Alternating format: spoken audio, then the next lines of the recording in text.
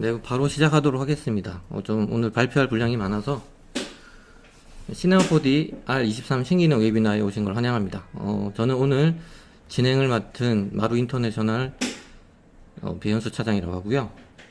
저와 함께 같이 발표를 해주실 분들을 소개를 할까 합니다. EH 픽처스 대표이신 김원기 대표님이랑 그리고 아이온 스튜디오의 문용우 실장님께서 같이 발표를 해주실 거고요. 오늘 진행 순서는 다음과 같습니다. 그래서 첫 번째 순서부터 좀 빨리 진행을 해보도록 할게요. 네. 네, 안녕하세요. 김원기입니다.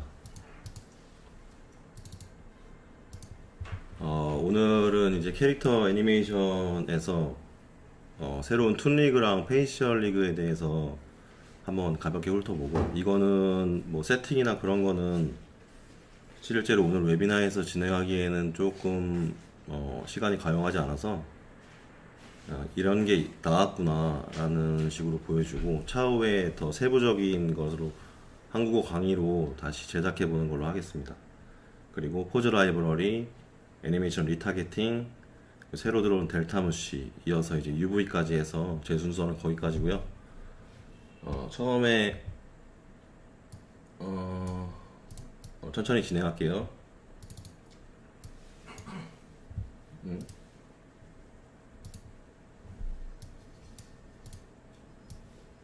아무래도 라이브다 보니까 조금 원활하지 않은 점은 이해를 부탁드릴게요. 이게 컨텐츠 라이브러리 보면 제 창이 잘려서 안 보이네요. 컨텐츠 라이브러리 보면 스포티라고 검색해보면 나오는 캐릭터예요. 스포티, 요렇게. 그래서 이게 뭐냐면 새로운 그 툰 리그로서 제작된 그런 예제의 캐릭터인데요. 보시면 기존과 다르게 여기 이제 IK에 있는 그런 컨트롤러를 보면, 기존에는 여기서 더 이쪽 오른쪽 방향으로 더 진행을 하면 손이 허공에서 놀았죠. 근데 이렇게 보면 이렇게 스트레치 앤 툰이 자연스럽게 가능하게 컨트롤러에 다 그 세팅이 되어 있는 그런 방식이거든요.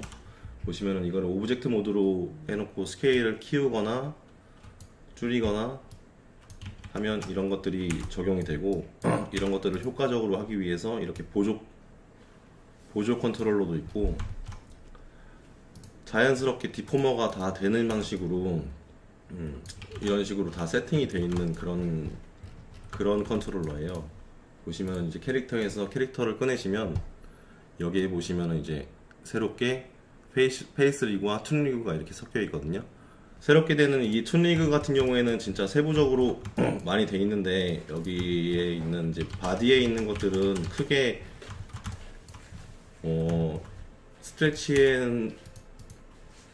스트레치가 된다는 거 빼고는 크게 특이사항이 없고, 이렇게 이동하거나 그렇게 되면 이런 식으로 볼 수 있죠. 예, 이렇게 하고 이런 세팅들이 이렇게 있어요. 그리고 스케일을 이렇게 드리면 이런 방식도 가능하고, 이렇게 자연스럽게 툰리그가 되고, 각자 개별의 컨트롤러도 이렇게 움직일 수 있고요.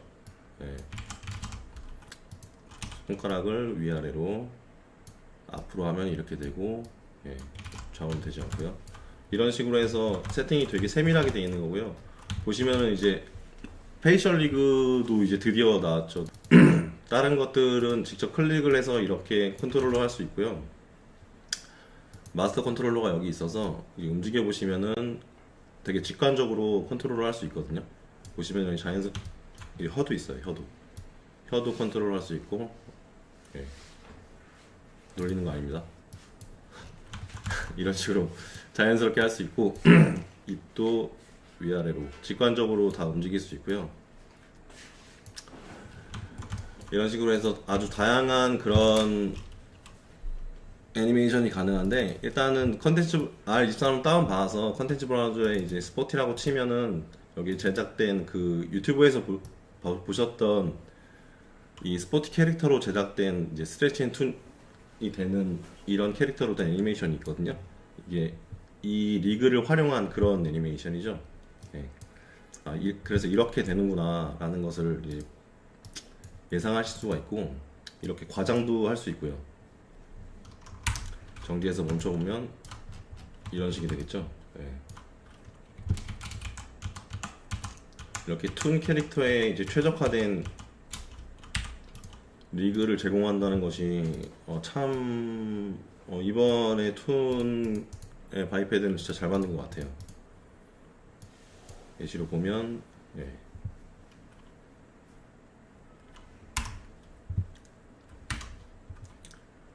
이렇게 애니메이션이 되고, 이런 애니메이션이 가능하다는 것을 예측할 수가 있죠. 컨트롤하는 것은 다 한번 클릭해 보시면은 물론 이제 세부적인 컨트롤이나 이런 것들은 되게 복잡하게 돼 있지만 일단 세팅이 중요하니까, 그렇게 해서 이제 툰리그랑 페이셜 리그는 딱히 그렇게 세부적으로 들어가면 끝도 없는 거고, 알려드릴 게 이 정도다라고 생각합니다. 이어서 새로 나온 델타무시에 대해서 설명해 드릴게요. 델타무시, 이것도 컨텐츠 라이브러리에 있는 그런 예제예요. 왼쪽은 델타무시가 없는 상태에서 리깅이 된 그 애니메이션이고, 보시면은 노 델타무시의 웨이트를 보면 이렇게 웨이트가 되게 대충 돼 있죠. 그런데 이것을 델타무시 디포머로 이렇게 볼륨을 유지한 상태에서 형태가 이렇게 깨지지 않도록 스무스를 해주는 그런 디포머예요. 근데 여기서 중요한 게 뭐냐면은 델타무시만 쓰면 지금 이 상태는 되게 예제에 최적화되어 있는 그런 뭐랄까 메쉬라서 많이 깨지지 않는데 그래도 되게 잘 되는 걸 볼 수 있죠. 이렇게 골반 같은 경우에는 엄청 하기가 힘든 부분인데 델타무시 하나로만 해서도 이렇게 자연스러운 결과를 보여주거든요. 근데 델타무시가 좋은 게 뭐냐면은 태그가 또 있어요. 리깅 태그에서 보면 델타무시 태그가 있어요. 그렇게 되면 태그를 달면 이 델타무시가 없어지게 돼요. 현재 이제 여기 태그에 달린 델타무시의 반복이 10이 되는 건데, 지금 이 상태면은 태그가 달린 순간 이 델타무시가 무시되게 되잖아요. 이런 것을 태그로서 어디가 더 델타무시가 되고 어디가 더 안 되게 해서 디테일을 살릴 수 있는 그런 옵션이 델타무시 태그예요. 그러니까 태그를 꼭 사용해야지. 그냥 델타무시만 쓰게 되면 지금은 잘 안 보이지만 만약에 이렇게 캐릭터에 손톱이 있다거나 그럴 경우에는 세부적인 디테일이 다 뭉개지게 돼 있거든요. 그래서 이 예제 파일에도 보면 이렇게 버텍스 웨이트가 페인팅 돼 있어요. 버텍스 웨이트가 무릎이랑 팔꿈치에 왜 돼 있냐면, 근데 이 상태에서 델타무시가 들어가고 이 친구가 이렇게 손을 들죠. 무릎을 볼게요. 무릎을 보면 원래는 무릎이 샤프하게 이렇게 더 나와야 되거든요. 근데 이거는 좀 최적화된 거라서 많이 티가 안 나는데, 델타무시의 이 스트렝스 맵에 버텍스 맵을 달면 약간 이렇게 뾰족하게 나오는 걸 볼 수 있어요. 그러니까 여기에서 웨이트 값이 여기가 덜 칠해져 있기 때문에 여기는 델타무시가 더 적게 들어가는 거예요. 그렇게 해서 태그를 사용해서 델타무시가 적게 들어갈 부분은 적게 들어가서 디테일을 살리고, 더 많이 들어가야 될 이런 골반 같은 부분에는 델타무시가 없애볼게요. 이런 부분에는 델타무시가 그냥 100% 적용되게 돼서 되게 델타무시 디포머를 효율적으로 사용하려면 이 태그를 사용해야 된다라는 것을 꼭 인지하셨으면 합니다. 이거는 되게 뭉뚱뭉뚱하고, 만약에 옷을 입고 있거나 물론 다 이제 보통 옷을 입고 있으니까 그런 것들이 디테일을 다 살려야 되기 때문에, 그래도 델타무시의 웨이트를 조정하는 것이 이 리깅의 웨이트를 조정하는 것보다는 몇 배나 쉽기 때문에 간편하게, 주인공이 아닌 이상 간편하게 델타무시를 사용해서 캐릭터를 최적화시킬 수 있다고 생각하시면 되겠죠. 나머지 델타무시에 있는 그런 옵션들은 그게 크게 중요하진 않아요. 스트렝스는 이제 어차피 이제 얘를 사용하는 것이고, 이게 반복되면 반복될수록 태그를 지워볼게요. 더 많은 스무딩이 일어나는 거거든요. 보시면 여기 팔꿈치 같은 경우에는 아예 곡선이 됐잖아요. 그래서 이건 적절한 값으로 조절을 해주셔야 되고, 이것만으로 조절이 된다면은 좋겠죠. 예. 근데 이것만으로는 이 뾰족한 부분이랑 접히는 부분을 다 컨트롤할 수 없기 때문에 아까처럼 델타무시의 태그를 이용해서 웨이트를 페인팅해서 더 빨갛게 해볼까요? 예. 웨이트를 페인팅해서 이런 부분을 뾰족한 부분을 뾰족하게 만들어 주시면 되겠습니다. 델타무시에서는 뭐 이 정도가 전부고요. 나머지는 크게 중요한 게 없고, 스무스뷰 같은 경우에는 이렇게 예, 이런 식으로 과도하게 스무스가 먹는데, 예. 크게 여기까지 사용한다고는 생각하지 않고, 예. 이터레이션과 태그를 적절히 사용하셔서 버텍스 페인트랑 적절히 사용하셔가지고, 예, 뾰족한 부분을 정리하시고 델타무시 디포머를 잘 이용하면 되겠습니다. 되게 쉽고 간편하면서도, 예. 그리고 포즈 라이브러리 이어서 말씀드릴게요. 하이. 포즈 라이브러리는 이렇게 캐릭터에서 매니저에 포즈 라이브러리 브라우저가 있고요. 이걸로 꺼내셔도 되고, 물론 이렇게 검색을 해서 포즈 레이브 이렇게 꺼내셔도 되는데 이게 신 파일에 저장되는 게 아니에요. 신 파일에 저장되는 게 아니라서 이 파일이 지금 제가 이제 제 컴퓨터가 아니라서 열기가 그런데 그 앱 데이터에 보시면 맥슨 24, R23 폴더가 있잖아요. 프리페런스에서 오픈 프리페런스 폴더를 열면 이 맥슨 R23 폴더 하이에 앞에 유저가 붙고 그 다음에 포즈, 그 다음에 뭐 무작위 영어가 붙어요. 저장을 하면. 근데 그거를 통째로 카피를 해서 네이밍을 바꿔주시고, 여기 다시 프리페런스로 갈게요. 프리페런스에서 파일에 패스해서 애드 폴더를 하셔서 R23 제가 여기 저장해놨어요. 휴먼 포즈로. 휴먼 포즈를 오케이 하면 이렇게 뜨게 돼요. 그러면 다시 포즈 라이브러리를 열면 제가 저장해놨던 이런 포즈가 뜨죠. 예. 이 포즈 라이브러리는 간단히 설명드리자면 진짜 말 그대로 포즈를 저장하는 그런 기능인데 제 풀바디로 몇 개를 저장해왔습니다. 이게 어떤 방식이냐면 T포즈로 갈게요. T포즈고 하이로 보시면 이 컨트롤러 레프트 핸드, 이 레프트 핸드의 컨트롤러의 포지션과 로테이션, 그 다음에 이 숄더의 여기 숄더 컨트롤러의 로테이션 값을 저장해서 이것을 대입시켜 주는 거예요. 그러려면 똑같은 리그를 써야 돼요. 왜냐면 얘네들이 네이밍을 찾거든요. 예. 이름이 똑같은 것을 찾아서 이 값을 적용시켜 주는 거예요. 그래서 하이 이렇게, 예. 이런 식으로 돼서 보시면 인사. 아이고, 이게 약간 지금 포즈 라이브러리가 이게 제가 버그를 아까 차장님한테도 말씀드리고 했었는데, 가끔 이렇게 일부에 선택되어 있지 않는 애들이 적용되지 않는 이유가 있는데, 그게 이 썸네일 뷰를 열어보시면 이게 설명이 중구난방한데, 여기에서는 글로벌이라면 지금 이 씬에 있는 모든 것에 대한 이름이 똑같은 것을 적용되게 돼 있는 거예요. 근데 여기에는 썸네일에 셀렉션이 되어 있잖아요. 그래서 이걸 글로벌로 하고 다시 하이 인사 하시면 되는데, 다시 껐다 킬게요.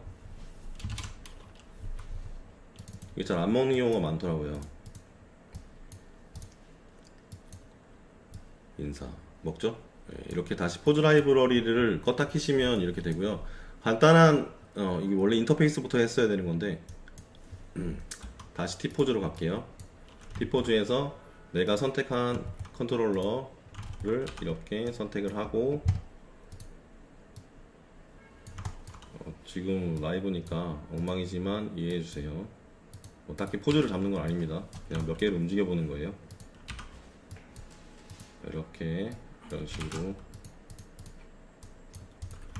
이런 식으로 돼 있으면 바디에서 컨트롤러를 전부 다 선택을 하시고, 제가 마우스 가운데 버튼을 눌러서 전부 다 선택을 한 거예요. 그 상태에서 이게 아무것도 없다고 치고 여기서 뉴 라이브러리를 만들어요. 뉴 라이브러리를 만들고 폴더를 만들고 여기서 create new 포즈를 눌러요. 그럼 이게 저장이 된 거예요. 보시면은 T포즈로 다시 돌아갑니다. T포즈로 돌아가고 뉴 포즈를 아까 저장된 걸 하면 이렇게 블렌드가 되죠. 이 상태에서 요 버튼을 누르면 썸네일이 이렇게 저장되는 거예요. 그리고 지금 여기에 별표가 있잖아요. 별표. 이 저희가 새로 만든 이 포즈에서 기이한 포즈. 이 별표가 있는데 이게 저장이 되지 않았다는 거예요. 왜냐면 우리가 똑같은 그런 인터페이스를 사용했거든요. 지금 제가 씬을 건드렸을 때 여기 보시면 C4D 뒤에 별표가 뜨잖아요. 이게 저장을 해야 된다는 표시죠. 저장을 하면 별표가 없어지면서 이게 저장이 됩니다. 저장을 하지 않고 나가면 이게 잃어버리기 때문에 경고창이 뜨고요. 그렇게 해서 제가 선택한 모든 것에 이제 포지션과 로테이션, 스케일 같은 파라미터가 저장이 되는 거고요. 이것을 지우거나 수정하면 컨트롤 Z로 되돌리기가 안 돼요. 언두가 안 돼요. 그렇기 때문에 하나하나 수정하실 때 조심하셔야 되고, 보시면은 이렇게 헤드잖아요. 이게 다시 하이로 가볼게요. 하이 디포즈 또 이러네. 셀렉트가 돼 있으면 좀 이상한. 여기서 하이 이렇게 돼 있을 때 보시면은 레프트 핸드에서 포지션을 조금 더 올려볼까요? 더하기 100 정도. 138 이렇게 수정을 했죠. 네, 그렇게 되면 이렇게 이 적용된 값이 숫자로도 바꿀 수 있거든요. 근데 이거는 이제 언두가 안 되기 때문에 꼭 유의하셔서 사용하시고요. 만약에 내가 이렇게 손을 들었다, 근데 어깨를 좀 더 수정을 해야겠다, 이런 식으로 이런 식으로 수정을 해야겠다 하면 아까처럼 수정하면 되는데 지금 이 상태에서 헤드를 추가시키고 싶다, 그렇게 하시면 이렇게 한 다음에 Add Selection Object to Pose를 하면 제가 한 이 컨트롤러 하나가 더 추가가 되는 거예요. 다시 선택을 해제하고 T포즈로 간 상태에서 하이를 눌러보면 고개까지 같이 돌아가죠. 그죠? 이런 식으로 해서 여러가지 포즈들을 만들 수 있습니다. 이게 의미 없는 포즈예요. 제가 군대 생활할 때 도수체조 하는 거라 여러분들한테 감사하다는 의미로 제가 그랜저를 이렇게 준비했습니다. 이런 식으로 이렇게 만들 수 있고요. 이 포즈가 있으면 좋은 게 자기가 작업하는, 일단 리그는 똑같아야 돼요. 왜냐면 네이밍을 찾는 거기 때문에 리그는 똑같아야 되는데, 그래도 좋은 게 이렇게 썸네일 뷰를 열어놓으시고 이렇게 클릭하면은 바로 이걸로 돌아가거든요. 물론 이제 블렌드를 이렇게 할 수도 있어요. 블렌드를 할 수도 있는데 클릭하면 이렇게 돌아가요, 바로. 그래서 중간에 뭐 내가 다양한 포즈들을 저장해 놓고서 다음에 또 써도 되겠죠. 왜냐면 작업자는 나니까 다음에도 똑같은 리그를 쓸 거 아니에요. 그렇기 때문에 똑같은 리그를 쓰기 때문에 이 컨트롤러의 이름도 똑같을 테고요. con, right hand, align hand, 아무튼 이렇게 이런 식으로 right hand.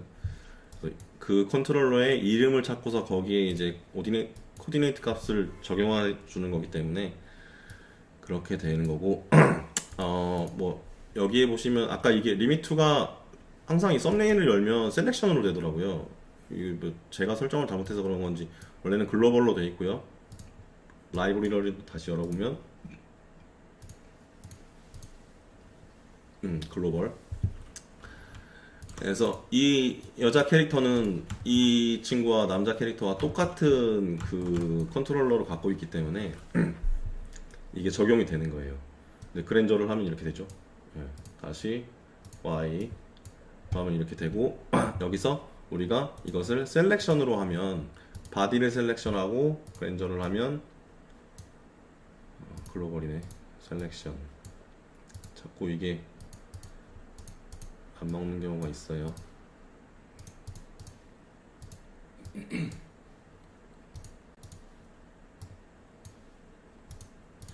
이럴 경우에 또 껐다 키면 됩니다. 너무 필요 없습니다. 그래도 아직은 이제 좀 개선돼야 할 부분이 조금은 보이지만, 저기에 있네요. 단축키가. 다시 보시면 그랜저 글로벌 말고 셀렉션으로 해서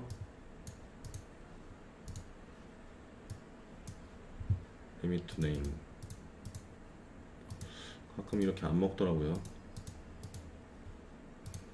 씬을 다시 한번 열어서. 네, 씬을 다시 한번 열어서 해볼게요. 델타 메시트 끄고요. 잠시만 기다려주세요. 오케이.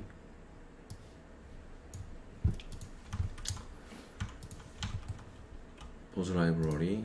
아까 한번 프리페런스에 등록을 해놨기 때문에 계속해서 이게 위치 값이 저장이 된 거예요. 열어보시면 아까 이렇게 저장이 돼 있죠. 그렇게 해서 저를 글로벌 말고 셀렉션으로 하고 셋 하이어라키로, 죄송합니다. 여기서 그럼 하이어라키 된 게 선택되죠. 이렇게 이런 식으로 됩니다. 아까 제가 잘못한 거 같아요. 셀렉션으로 하면 이렇게 해야겠죠. 전부 다 셀렉션을 하고 인사, 이런 식으로. 방금처럼 한 방식으로 하려면 셋 하이어라키를 하면 너를 선택했을 때 그게 제대로 선택이 되는 거네요. 이런 식으로 했을 때. 근데 이게 가끔 틀려서 꼬이는 경우가 있으니까 썸네일을 같이 확인해 보시고, 안 되면은 그 포즈 라이브러리를 다시 껐다 키시면 됩니다. 그런 식으로 해서 내 포즈들을 저장해서 남과 공유할 수도 있고요. 이렇게 파일을 저장해서 그거를 바로바로 또 서로 수정할 수도 있고,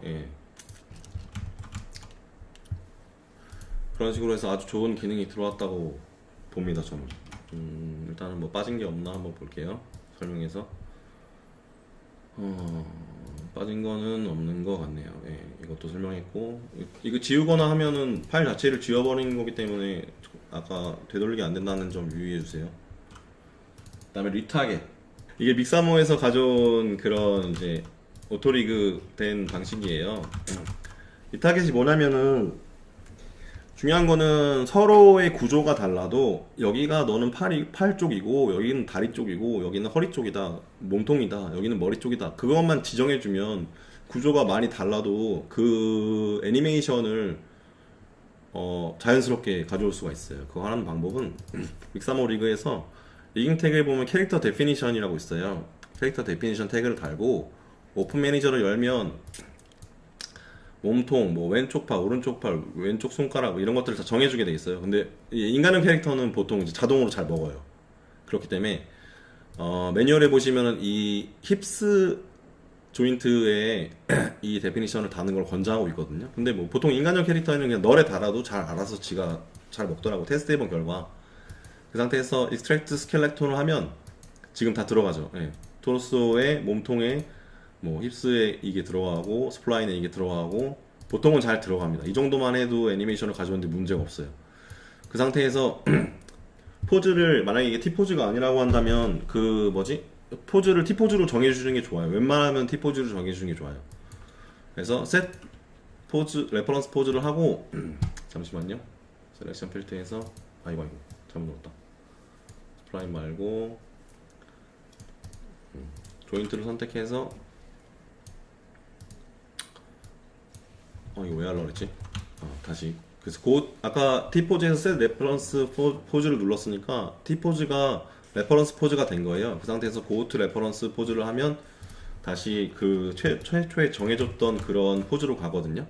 그래서 이걸 테스트 해보려면 아까 보였던 컨텐츠 라이브러리에서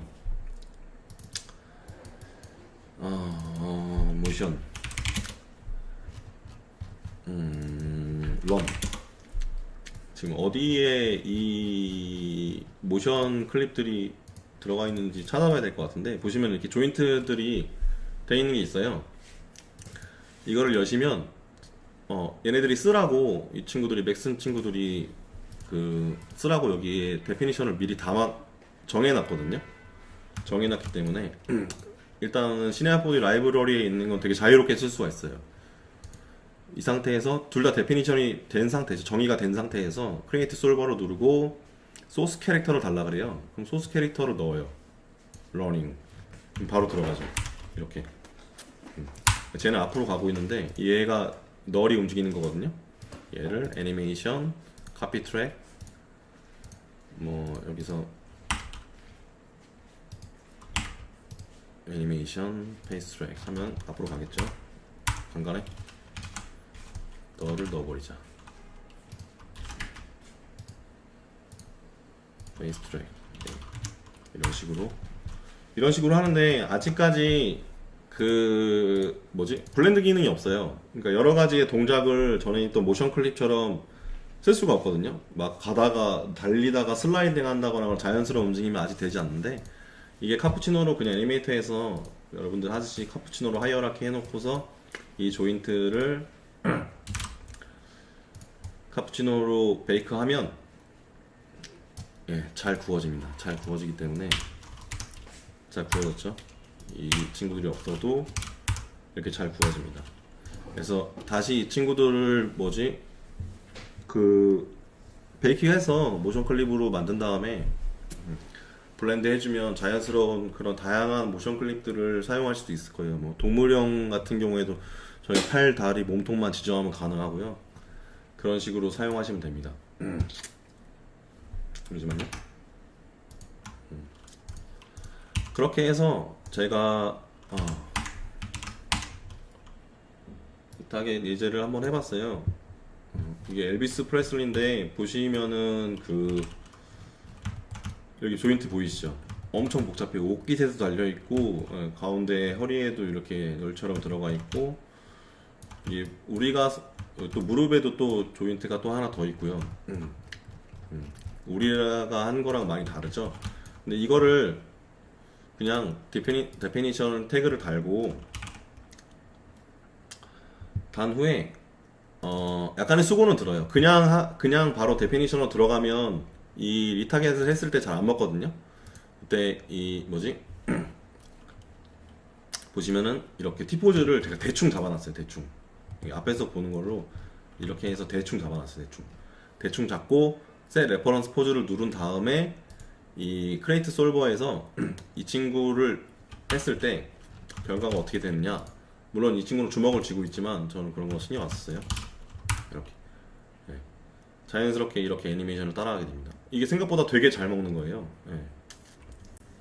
나는 단지 다리 그리고 데피니션을 할 때도 오픈 매니저에서 제가 하나하나 지정해 준 게 아니고요. 그냥 익스트랙트 스켈레톤 눌렀을 뿐이에요. 그래서 인간형 캐릭터에는 뭐 다른 조인트들이 많이 있더라고 해도 딱히 뭐 어려움 없이 이거 뭐 세팅하는데 5분도 안 걸리거든요. 단지 한번 T포즈만 같이 잡아 놓으시면 T포즈를 잡을 때 저는 진짜 대충 잡았는데 왜냐면 좀 귀찮아가지고. 근데 원래는 더 잘 먹게 하려면은 이 캐릭터를 놓고서 좀 약간 관절끼리 최대한 동일한 위치에 해주도록 하면, 선상에 해주도록 하면 더 잘 먹거든요. 네, 여러분들은 그렇게 해서 진짜 필요한 그 클립이 있다고 한다면 그렇게 해서 사용하시기 바랍니다. 이렇게 엄청 이 정도면 엄청 잘 먹는 거예요. 물론 중요한 애니메이션은 우리가 잡겠지만 중요하지 않은 거에서는 이렇게 단지 몇 분도 안 걸리는 시간에 이렇게 애니메이션을 가져와서 리타겟을 할 수 있죠. 물론 여기서 또 수정해도 되고요. 그죠? 다음에 UV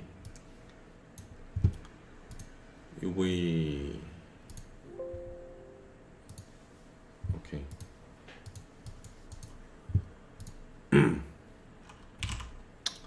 UV가 이제 대폭 좋아졌죠. 저도 원래는 라이즘 UV를 사용했었는데 이제 라이즘보다 좀 더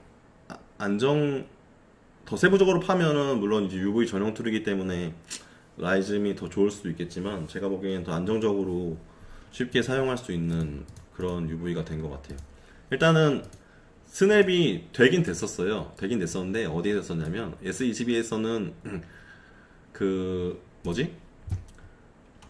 스케일, 무브, 로테이션 툴을 선택하면 거기에 이제 UV에서 이동 툴을 선택하면 여기에 이제 칸이 나눠져서 지금은 마그넷밖에 없는데 여기에 이제 퀀타이즈랑 스냅이 있었거든요. 같이 한 창에. 근데 그것이 이제 자연스럽게 UV에서도 스냅이 가능하게 됐습니다. 이 세부 창은 여기서 모델링 창을 띄우면은 여기서 볼 수 있고요. 이네이블 스냅을 하면 자동으로 여기가 이제 이렇게 되죠. 오토 스냅이 뭐냐면 뭐 별거는 없고요. 여기서 이거는 있는 것들이니까 뭐 어차피 제가 따로 설명을 안 드려도 될 것 같고, 여기서 3D에서 하던 2D에서 하던 자연스럽게 전환이 되는 방식의 이런 오토 스냅이고요. 이게 중요한 게 뭐냐면 이 퀀타이즈가 진짜 퀀타이즈가 여기 뜨고 이 UV 인터페이스를 선택하면 여기에 떠요. 여기에. 예. 여기에 떠서 이걸로 온 오프를 할 수 있고, 전에는 어떻게 되어 있었냐면 우리가 이렇게 선택을 하고서 이렇게 돌리면 보통 여기서는 쉬프트로 이렇게 우리가 퀀타이즈를 하잖아요. 스냅핑을 하는데 기존에는 이걸 돌리면 쉬프트가 안 먹었어요.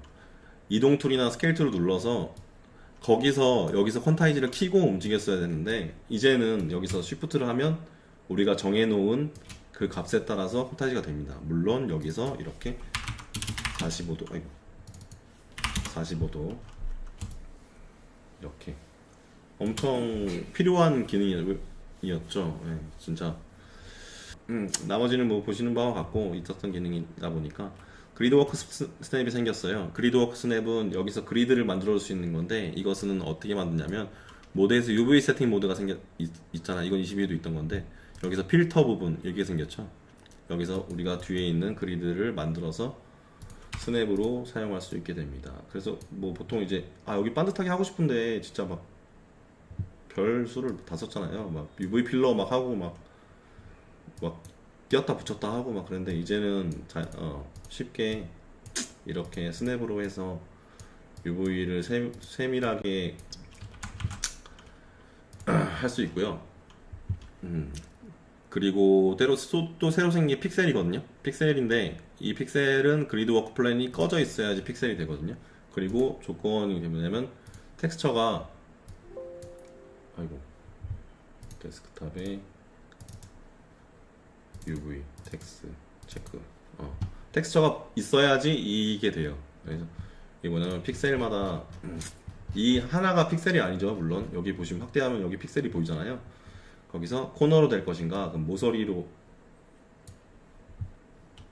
이렇게 움직이게 되는데, 이게 또 그러네. 이게 좀 물어보고 싶은 거였어요. 저도 이게 정확히 픽셀에 움직이지 않는 경우가 있더라고요. 퀀타이즈를 끄고요.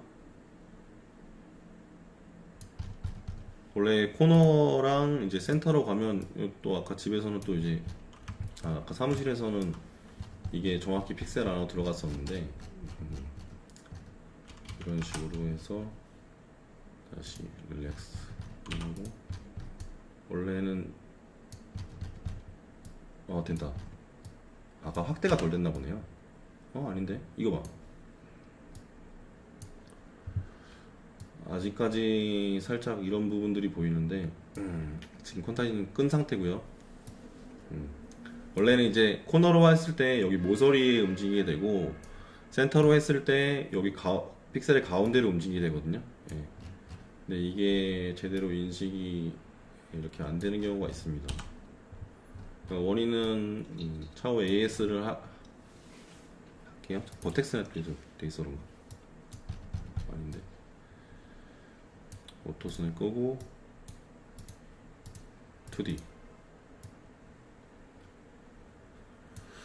맞습니다. 저도 아까는 잘 되는 줄 알았는데 또 안 되네요. 이거는 제가 다시 한번 확인해 보고, 새로 생긴 기능인데 아직 많이 안 되기 때문에 확인해 보고 다시 말씀드리는 걸로 할게요. 그리고 제가 궁금했던 게 이 툴 스페시픽 스냅이었는데, 이게 뭐냐면은 우리가 지금 이동 툴에서 이동 툴이 아니고 지금 이동 툴에서 버텍스, 엣지, 폴리곤, 스플라인을 키고 로테이션, 스케일로 하면 이렇게 되거든요. 그대로 남아 있어요. 근데 이동 툴에서만 이걸 키고 버텍스 스냅 빼고 폴리곤이랑 스플라인 스냅을 해놨어요. 그러면 다음에는 이제 이동 툴에서만 이 스냅이 먹는 거예요. 그리고 이걸 끄면 이렇게 되거든요. 다시 돌아가는 거예요, 글로벌로. 근데 이거를 쉬프트를 누른 상태로 끄면 이게 글로벌이 되는 거예요. RT. 이게 정말 헷갈려가지고 여러분들한테 별 필요는 없지만 꼭 알려주고 싶었어요. 진짜. 그리고 또 새로 생긴 기능이 이거는 뭐 어차피 22에 나오는 기능이고 이걸 끌까요? 혼자 파니까 이 상태에서 이 UV 트랜스폼이 생겼어요. UV 트랜스폼이 뭐냐면 이게 자유롭게 이걸 트랜스폼 하는 건데요. 이게 뭐 자유롭게 되냐 싶었지만 컨트롤을 눌러보시면 이렇게 되고 시프트를 눌러보시면 이렇게 되고 컨트롤과 시프트를 사용해서 이렇게 하면 됩니다. 근데 가운데 거는 밴딩이 안 되니까 모서리로 이렇게 컨트롤을 사용해서 이런 식으로 조절하시면 UV 트랜스폼. 이 아이콘이 바뀌시는 게 보이죠? 그냥 스케일이었다가 원래 기존에는 여기 스케일에서 논 유니폼 스케일을 사용했다 하면 이제는 트랜스폼이 생겨서 좀 자유롭게 할 수가 있겠죠. 시프트를 누르면 이렇게 한쪽으로 움직이고요. 시프트와 컨트롤을 이용해서 움직여 보시면은 이렇게 사용하는구나 바로 알 수 있을 거예요. 그리고 UV 얼라인입니다.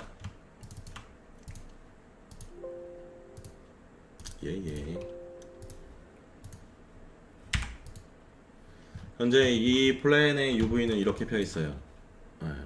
이렇게 펴 있는데 새로 생긴 기능이 뭐냐면 UV 스트레이튼이거든요.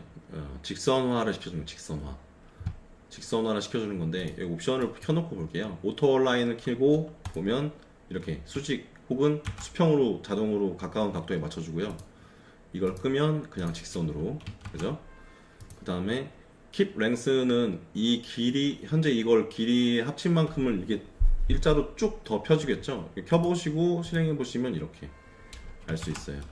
그 다음에 이건 아셔야 되는 거니까 이퀴드선트 디스트리뷰션, 아무튼 이게 분배거든요. 현재 여기는 넓고 좁고 이렇게 돼 있는데 이것을 일정하게 펴준다는 거예요. 보시면 균등하게 이렇게 늘어난 거 볼 수 있죠. 이거를 균등하게 안 하면 옵션을 꺼보면 이런 식으로 그대로 그 간격 그대로 유지한 채 이렇게 스트레이튼이 돼요. 이 옵션은 때에 맞게 사용하시면 되는데 이것도 진짜 좋은 기능이죠. 좋은 기능이고 그 다음에 얼라인 UV 아일랜드가 있는데 이게 진짜 좋아요. 이게 라이존 같은 경우에는 여기 한쪽 면에 있는 거 엣지를 전부 다 선택을 한 다음에 그 다음에 이제 그거를 지정해 주고서 얼라인을 하면 그 뭐지? 가끔 V나 U가 꼬여 있을 때, 좌표가 꼬여 있을 때 한 바퀴 막 휙 돌고 이거를 일일이 수동으로 하고 포기해야 되는 그런 케이스도 많거든요. 근데 얼라인 UV 아일랜드는 하나만 선택하고서 얼라인을 해주면 거기 수직에 맞는 가까운 방향으로 이렇게 만들어줍니다. 엄청 편하죠, 진짜. 이거를 많이 선택할 필요도 없어요. 이건 진짜 좋은 기능 같아요. 이거는 이제 이렇게 닫힌 방향으로 선택을 하면 물론 안 돼요. 되네. 메뉴에 그렇게 나와 있는데 되네요. 이렇게 이런 식으로 열린 방향으로 선택을 했을 때 이 있는 연장선 방향으로 이렇게 이쪽으로 됐던가? 이렇게 연장선 해보시면 되는데 이렇게 쓸 필요는 없으시니까 이런 식으로 해서 이렇게 써주시면 될 거예요. 엄청 좋죠. 그리고 렉탱귤라이즈 우리가 이렇게 면을 선택했을 때 이것을 평평하게 이제 라벨을 넣는다거나 그럴 때 평평하게 필 때가 엄청 많죠. 그래서 여기 보시면 UV 렉탱귤라이즈가 있어요. 이것은 옵션은 아까 똑같아요. 이제 오토 얼라인은 수직과 수평으로 맞추는 거고요. 이거는 이제 자동으로 분배를 해서 여기 찌그러진 부분도 펴주는 거예요. 오토 얼라인을 끄고 얘를 회전시킨 다음에 해봅시다. 이렇게 이 상태가 되죠. 오토 얼라인을 키면 수직이나 수평이 되겠죠. 가까운 곳으로. 그리고 분배를 키면 이렇게 일정한 면으로 이렇게 렉탱글이 됩니다. 이것도 엄청 좋은 거예요. 이것도 라이존 같은 경우에 엄청 꼬이거든요.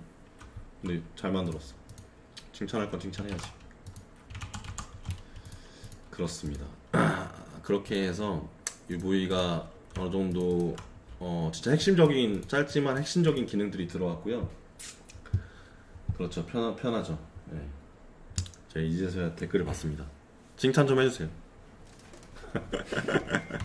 그 다음에 이제 그런데도 이제 좀 부족하지 않냐 싶은 게 멀티플 UV가 필요했어요. 왜냐면은 여기에 재질을 하나만 넣었을 때 이 UV가 겹치면은 진짜 저희는 피곤하잖아요. 그걸 전부 다 선택했을 때 이걸 하고서 우리가 패킹을 해보면, 전에는 이렇게 안 됐죠. 패킹을 해보면 한 0.5, 3, 1이 최소야? 이거 소수점까지는 안 되나 보네요. 계산을 하죠. 이런 식으로 이렇게 UV를 피실 수가 있어요. 이렇게 해서 하나만 선택했을 때, 전부 다 선택했을 때 이제 한 개의 재질에 있는 UV로 쓸 수가 있는 거죠. 그리고 뭐 이렇게 선택하셔도 되고요. 여기 UV만 선택하셔도 되고. 근데 이 단점이 있어요. 멀티플 UV를 선택하면 이 전부 기능이 동작하지 않아요. 일부만 동작을 해요. 근데 무슨 상관입니까? 어차피 하나를 선택해서 UV 피고서 패킹만 하면 되는걸요. 예. 그래서 그거는 중요하지 않다고 생각해요. 이 정도면 됐다. 예. 더 좋아지지 않아도 된다. 라는 게 제 지론입니다. 예. 멀티플 UV는 이 정도면 됩니다. 예. 그리고 다음에 또 온라인 혹은 오프라인으로 뵙겠습니다. 감사합니다.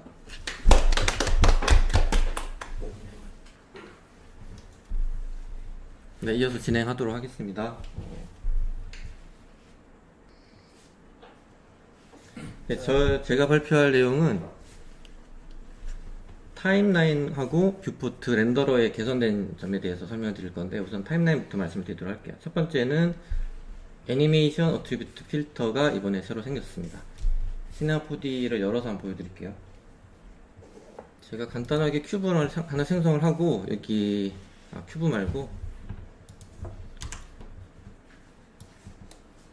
콘을 하나 생성을 하고요. 여기에서 필터를 꺼내면은 5가지 파라미터가 생성이 되는데요. 이 파라미터들이 이제 애니메이션에 관련된 필터 역할을 합니다.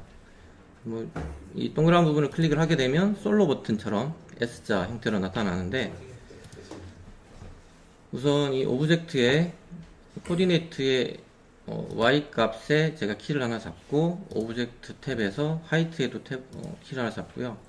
필터를 누르게 되면은 여기서 애니메이션 트랙을 선택을 하게 되면 지금 코디네이터 오브젝트에 제가 좀 전에 생성한 애니메이션 트랙 부분이 이제 보여지게 되죠. 그리고 두 번째 같은 경우는 키프레임 셀렉션이라고 그래서 작업을 하실 파라미터들을 선택을 하고요. 몇 가지 선택을 한 다음에 마우스 클릭하고 애니메이션에 여기 아래쪽에 보시면 Add Keyframe Selection이라고 있습니다. 이거를 선택을 해서 키프레임 셀렉션을 추가를 해주게 되면 이렇게 내가 작업할 파라미터들만 꺼내서 사용할 수 있기 때문에 애니메이션 작업하실 때 좀 더 빠르게 작업이 가능할 겁니다. 오브젝트별로 지정이 가능한가요? 오브젝트별요? 네네. 그건 안 해봤는데 한번 해볼까요? 해보시죠. 당연히 될 거라고 생각. 네, 당연히 될 것 같긴 한데, 네네. 오브젝트 선택을 했고, 여기서도 마찬가지로 이번에 다른 걸 한번 선택을 해볼게요. 선택을 하고, 네, 키프레임 셀렉션을 해주면은 네, 오브젝트별로 이렇게 선택이 됩니다.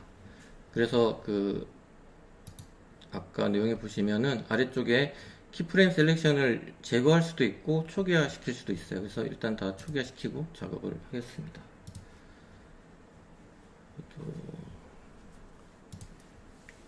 초기화 시키고, 그리고 세 번째는 애니메이션이 가능한 모든 파라미터들을 다 보여주기 때문에 그렇게 작업하실 분들은 이걸 선택하시면 되고요. 네 번째는 셋 드리븐, 셋 드라이버 하실 때 이용하실 수 있고, 다섯 번째는 이 부분은 테이크 이용하실 때 쓰는 거고요. 테이크를 쓸 때 여기에서 차일드 시켜가지고 테이크를 생성을 했을 때 제가 하나 해볼게요. 메인에서 여기에 오버라이드 하시죠. 네. 선택이 안 됐군요. 예, 키를 생성을 하고, 이 하위에 있는 테이크에서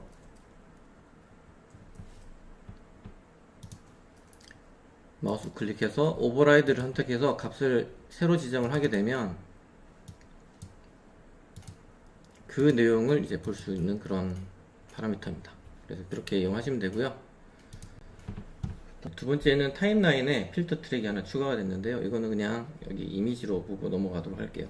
여기에 돋보기 툴을 선택을 하시게 되면 아래쪽에 필터 트랙 네임이라고 뜨는데요. 여기에서 우리가 많이들 사용하는 여기 포지션, 로테이션, 스케일, 포지션을 입력하게 되면 포지션 값만 나오고, 여러가지 오브젝트들이 있을 때 포지션 값을 필터링을 해서 각각의 오브젝트들의 포지션만 이용하실 수 있도록, 혹은 뭐 로테이션, 스케일 각각을 따로따로 사용할 수 있도록 기능이 들어왔습니다. 그리고 세 번째는 is copy, is paste 기능인데요. 이거 잠깐 보면서 할게요. 시나포디에서 씬 파일 하나 열어서 간단하게 공이 이렇게 바운스 되는 애니메이션을 만들어 보도록 하겠습니다. 처음에는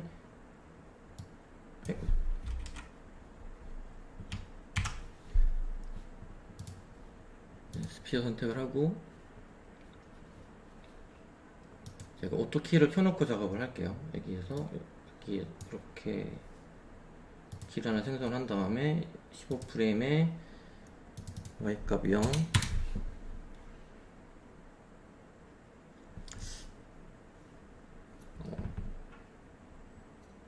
제가 다시 해볼게요. 이 Y값에다 키를 줄 거기 때문에 여기서부터 작업을 해보겠습니다.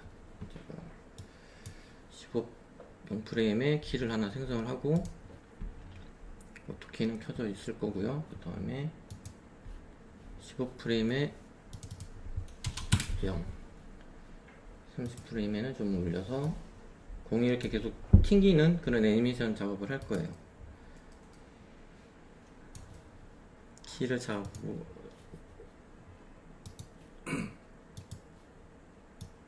짤막하게 빨리빨리 잡아보도록 하겠습니다. 이렇게 키를 잡고 0프레임에서 X값에다 키를 하나 주고요. 90프레임에서 이렇게 당겨주면 이런 식으로 튀는 애니메이션이 됐는데, 지금 공이 사인 곡선 방향으로 튀기 때문에 움직임이 좀 부드럽지가 않습니다. 그래서 F커브를 열고 여기에서 Shift 키 눌러가지고, 지금 다 선택되어 있어가지고 그런데요, 포인트 하나만 잡고 Shift 키 누르고 이런 식으로 공이 이렇게 튀는 형식으로 하나만 작업을 했고요. 그 다음에 에디트에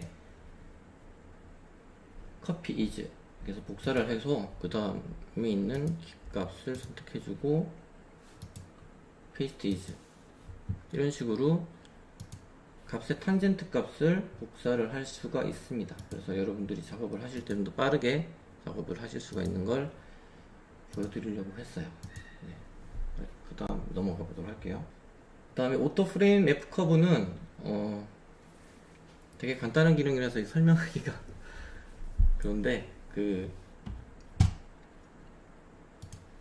여기 보시면 프레임에 오토 프레임 모드가 있고요. 얘를 선택해 주게 되면 이 작업하실 그 커브의 전체를 한꺼번에 보여주는 그런 기능이라고 보시면 됩니다. 그 다음에 또 F 커브 관련인데요. 이번에는 Show Position, Show Scale, Show Rotation F 커브라는 이 기능이 있어서 각각의 포지션, 스케일, 로테이션 값을 빠르게 작업할 수 있도록 창을 열어주는 건데요. 이 단축키를 보시면 ETR, 우리가 쓸 때 그 이동, 스케일, 로테이션 단축키 앞에 Shift, Alt를 붙이시면 됩니다. 그래서 시네마포디 가서 Shift, Alt, E,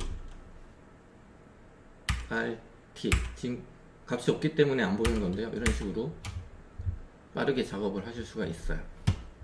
그 다음에 키프레임의 변경인데, 오토키의 기능이랑 이 아래쪽에 보시면 레코드 애니메이티드, 레코드 하이러키, 딜리트 키라고 이렇게 기능들이 몇 가지 추가가 됐습니다. 그래서 이걸 좀 살펴보도록 할게요. 여기 오토키 기능이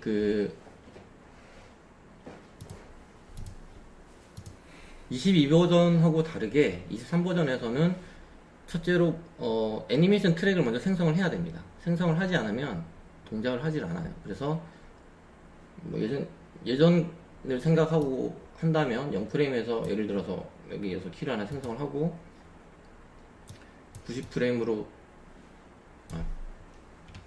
할게요. 0프레임에 갖다 놓고 키를 하나 생성을 하고 90프레임으로 와서 이렇게 움직여 주게 되면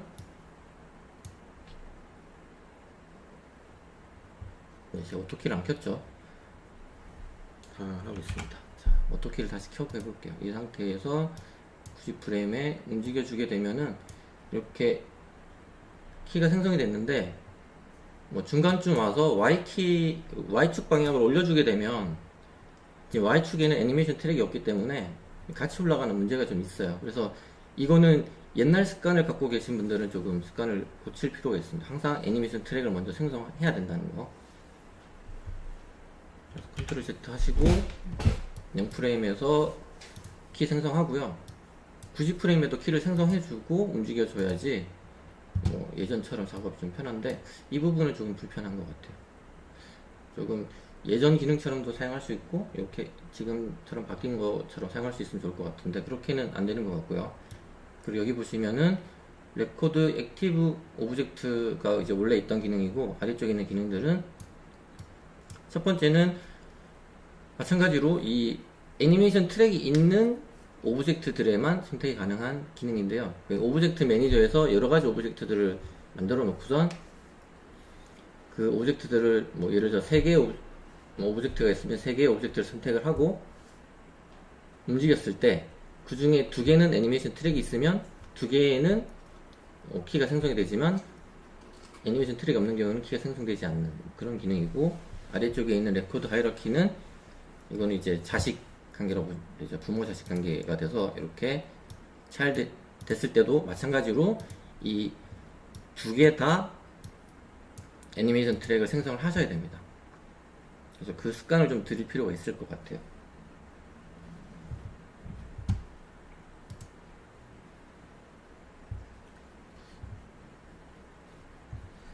그 다음에 7번째는 HUD에서 애니메이션 컨텍스트 메뉴 기능이 하나 추가가 됐습니다. 그래서 간단하게 볼게요. 여기에서 HUD를 추가를 했고요. 이 상태에서 마우스 우클릭을 하시면 애니메이션에 여기 아래쪽에 보시면 다양하게 기능들이 들어와서 여기에서 선택해서 사용하실 수 있도록 기능이 추가가 됐습니다.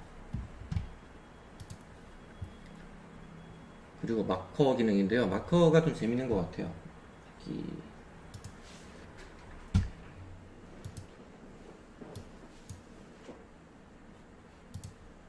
22버전하고 다르게 여기 크레이트 마커스를 클릭을 하게 되면 이렇게 창이 뜨고요. 여기에서 내가 사용할 마커의 컬러를 변경해 주실 수도 있고 그리고 마커의 길이를 얼마로 할 건지 선택을 해줄 수가 있습니다. 그래서 이름도 바꿔줄 수가 있고요. OK를 하게 되면 이런 식으로 이 레인지 범위가 10프레임 범위만큼 마크를 선택을 해서 사용하실 수가 있고 또 추가를 한번 해볼게요. 추가를 하게 되면 이렇게 생성이 되고 또 추가를 하게 되면 이런 식으로 마커가 생성이 되고요.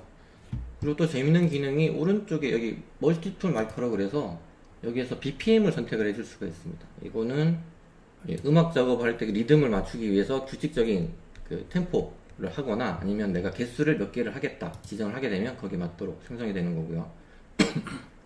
컬러도 다양하게 선택이 가능합니다. 그래서 마커 사용하실 때 이렇게 이용하시면 되고 그리고 재밌는 거는 뷰포트 아래쪽에서도 이제 마커가 보이기 때문에 어느 부분이 내가 지금 작업을 해야 될지 뭐 예를 들어서 이 레드 마커에서 이 부분에서는 로테이트를 해야 된다든지 영어로 쓰려니까 어렵네요. 로테이트 플러스 10 이 정도만 해도 알겠죠?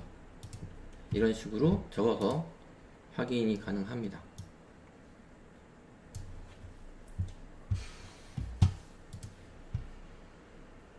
그리고 프리뷰 프로젝트 타임 체인지라고 그래서 프리뷰 레인지가 이제 인아웃 기능이 생겨서 이걸 좀 설명을 드릴게요. 이거 재밌더라고요. 자, 지금 보시면은 타임라인이 시네마포드는 기본적으로 90프레임인데 300프레임으로 변경을 했을 때 이런 식으로, 예전에는 90프레임으로 이렇게 돼가지고 이렇게 드래그를 했었는데 이 기능이 변경이 됐고, 그리고 여기 애니메이트 탭에서 볼게요. 여기 프리뷰 레인지라고 5가지 명령이 있는데 아래쪽에서부터 보겠습니다. set 미니멈 프리뷰 레인지하고 set 맥시멈 프리뷰 레인지 이렇게 있는데, 예를 들어서 0프레임 선택을 하고 나는 0프레임에서 30프레임까지만 뭔가 프리뷰에서 보겠다라고 생각하시면 0프레임 선택해주고 30프레임에 이렇게 세팅을 해주게 되면 이 뷰포트의 프레임이 0프레임부터 30프레임까지만 보이게 되죠. 이렇게 작업이 가능하고요. 그리고 이쪽에 보시면은 이 위쪽은 이 고투 넥스트 레인지하고 고투 프리뷰 레인지는 마커랑 관련이 있습니다. 이 마커의 범위 레인지에 따라서 제가 지금 3개를 만들었는데 이렇게 이동을 해서 선택을 해서 볼 수가 있는 거죠. 그러니까 작업을 하는, 내가 작업해야 되는 그 구간이 있으면 그 구간을 이 마커로 범위를 지정을 해놓고 작업을 하시면 되고, 제일 위에 있는 set range to 마커는 마커와 마커 사이를 선택해 주게 되면 요 20프레임부터 43프레임까지 이렇게 선택을 해서 보실 수가 있는 기능인 거죠. 그래서 이 기능도 이용을 하시면은 작업을 좀 더 빨리 할 수 있지 않을까 생각이 되네요.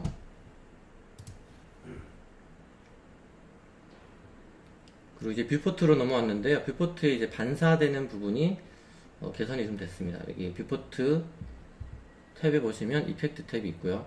뷰포트 이펙트 탭에 리플렉션 아래쪽에 보시면 스크린 스페이스 로컬 리플렉션이라고 해서 한번 볼게요.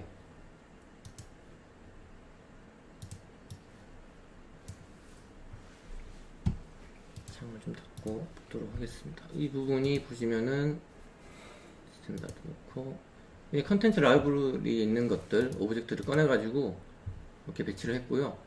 바닥에는 그냥 반사 재질을 하나 넣어서 그냥 100%를 일단 뒀습니다. 그래서 지금 우리가 봐야 되는 거는 뷰포트의 이펙트의 리플렉션에 가셔가지고 스크린 스페이스 로컬 리플렉션이 기본적으로 꺼져 있기 때문에 체크를 켜주시고, 켜면 이 아래쪽에 반사가 생성이 되죠. 그래서 이 반사를 지금 해상도는 절반으로 되어 있는데 이걸 끄면 좀 더 깔끔하게 보이고요. 디스턴스 값을 이용을 해서 반사가 좀 더 많이 되도록 조절도 가능하고 픽셀 두께도 조절을 하실 수가 있습니다. 이 기능을 쓰게 되면 보통 이제 작업하실 때 이 뷰포트 렌더러 쓰시는 경우에 좀 괜찮지 않을까 생각이 되네요. 그다음에 제가 개인적으로는 23버전에서 제일 마음에 드는 기능인데 매직 블렛 룩스라는 기능이 들어왔습니다. 그래서 여기 하나 둘 셋 네 가지 에서 보실 수가 있는데, 일단 렌더 세팅에서 직접 꺼내서 볼게요. 여기에서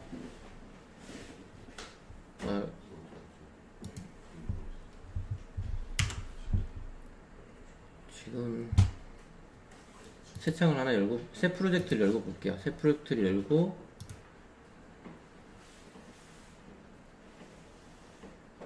기본적으로 여기에 매직 블랙 룩스가 나와 있네요. 네, 그래서 나와 있기 때문에 제가 씬을 하나 불러와서 작업을 해보도록 하겠습니다. 여기 컨텐츠 라이브러리에 있는 씬인데 약간 무겁습니다.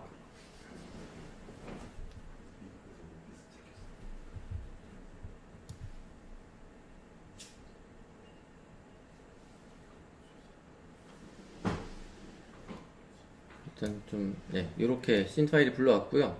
이 상태에서 매직 블랙 룩스 체크를 켜주시고 오픈 매직 블랙 룩스를 클릭하시게 되면 이 매직 블랙 룩스 창이 열리게 됩니다. 그래서 여기에서 작업을 하실 수가 있는데, 애프터 이펙트를 쓰시는 분들이라면 대단히 익숙하신 플러그인이라 생각되고요.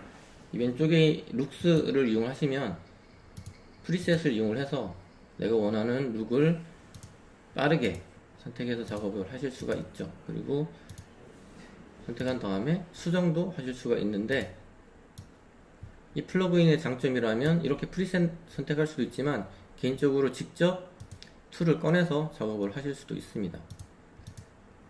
그래서 뭐 이런 거 쓰시진 않겠지만 스타필드 되게 작게 보이네요. 이걸 좀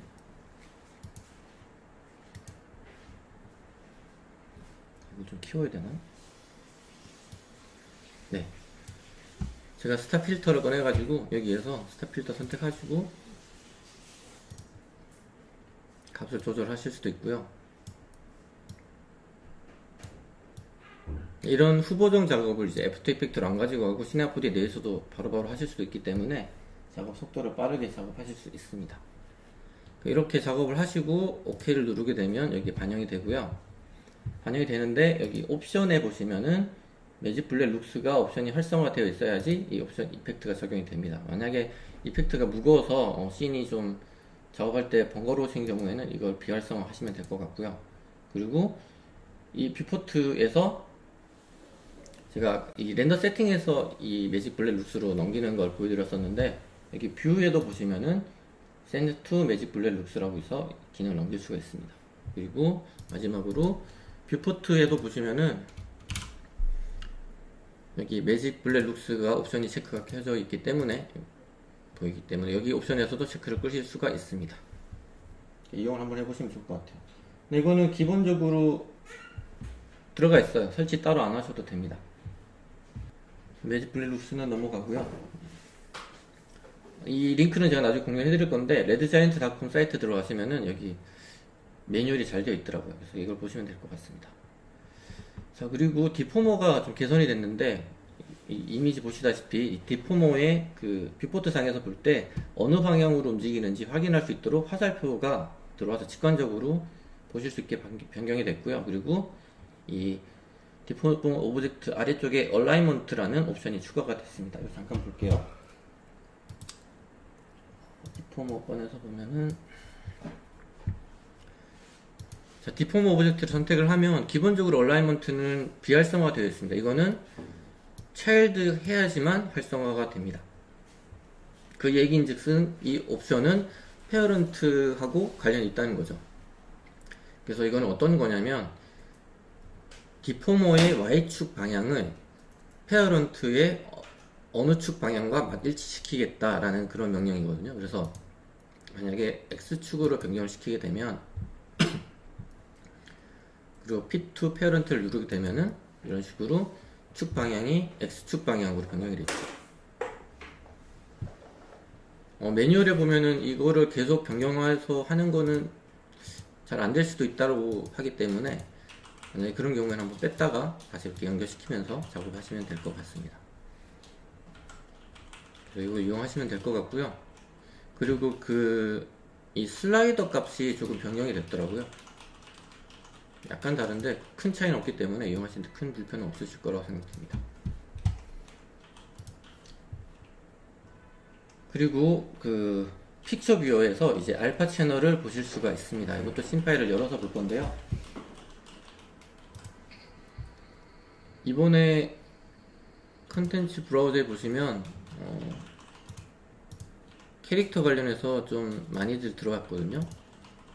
캐릭터 애니메이션 선택하시면 여기에서 선택할 수가 있고, 두 번째도 보시면은 캐릭터 리깅, 아까 원기님이 하셨던 캐릭터들이 여기 있고, 이쪽 아래쪽에 아마 모션 캡처 쪽이 아마 이쪽에 있을 것 같은데, 네, 그건 제가 지금 못 찾겠네요. 어딘가 있어요. 넘어가도록 하겠습니다. 그래서 제가 할 거는 캐릭터 애니메이션에 이 아저씨를 꺼낼 겁니다. 되게 재밌더라고요.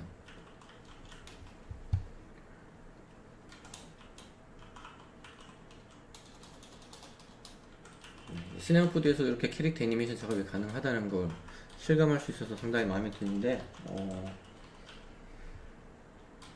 요거를 제가 렌더링을 하나 걸어서 볼 건데, 지금 기본 디폴트 렌더 세팅 값이 보시면은 애니메이션으로 되어 있어서 전체 프레임 말고 현재 프레임만 딱 걸 거고요. 여기 포즈가 이쁜 게 30. 요 포즈 제가 마음에 들어서 이걸로 가겠습니다.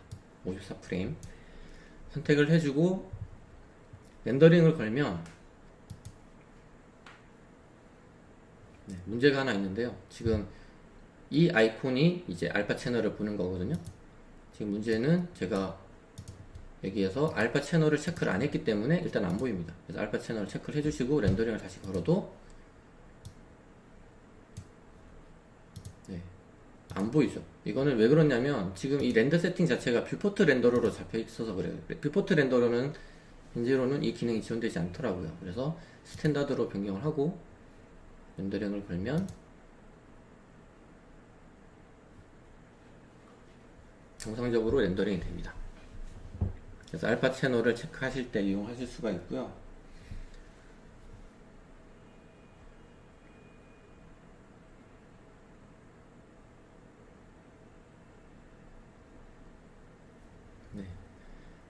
여기서 좀 주의하실 점은 스트레이트 알파 체크 켜고 사용하실 때 가끔씩 그런 질문을 하시는 경우가 계신데 외곽이 깔끔하게 빠지지 않는다 라고 얘기하시는 경우가 있거든요. 근데 이 스트레이트 알파를 체크한다는 거는 애프터 이펙트나 그 다른 컴포지팅 프로그램 내에서 스트레이트 알파로 작업하기 위해서 스트레이트 알파를 체크를 하는 거거든요. 그래서